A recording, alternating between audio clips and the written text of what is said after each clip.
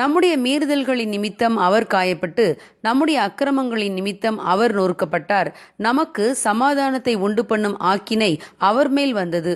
அவருடைய தழும்புகளால் குணமாகிறோம். ஏசாயா 53வது அதிகாரம் 5வது வசனம். உள்நாட்டு போரின் போது ஜார்ஜ் வியட் என்பவர் யுத்த களத்திலே முன்னணியில் நின்று போர் புரிய வேண்டும் என்று அவர் பேரில் சீட்டு விழுந்தது. ஆனால் அவருக்கோ மனைவியும் 6 குழந்தைகளும் இருந்தனர்.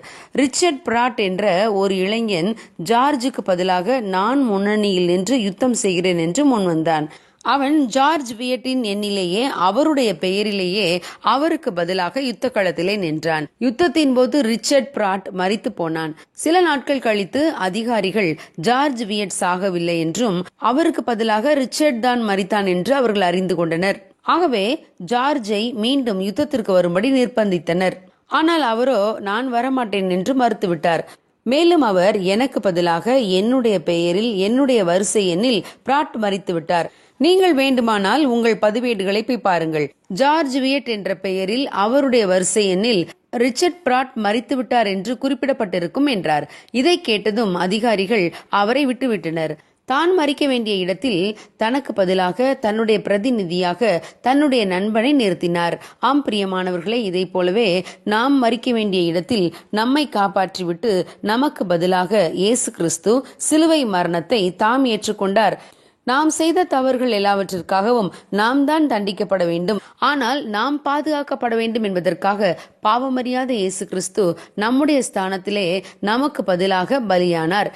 அவருடைய இரத்தம் நம்மை சகல பாவங்களையும் நீக்கி சுத்திகரிக்க வல்லமை உள்ளதாய் இருக்கிறது. பழைய ஏற்பாட்டு காலத்திலே இஸ்ரவேலரின் பாவங்களுக்காக 2 ஆடுகள் கொண்டு வரப்படும். ஒரு ஆடு பலி செலுத்தப்பட்டுவிடும். மற்றொரு ஆட்டின் மேல் தங்கள் பாவங்களை அதன் மேல் சுமத்துவார்கள். இஸ்ரவேலரின் பாவங்களையெல்லாம் சுமந்து கொண்டு அந்த ஆடு வனாந்திரத்துக்கு அனுப்பப்படும்.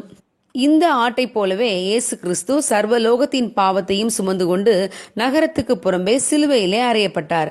நம்முடைய கைகள் செய்த பாவங்களுக்காக அவர் கைகளில் ஆணிகள் கடாவப்பட்டன.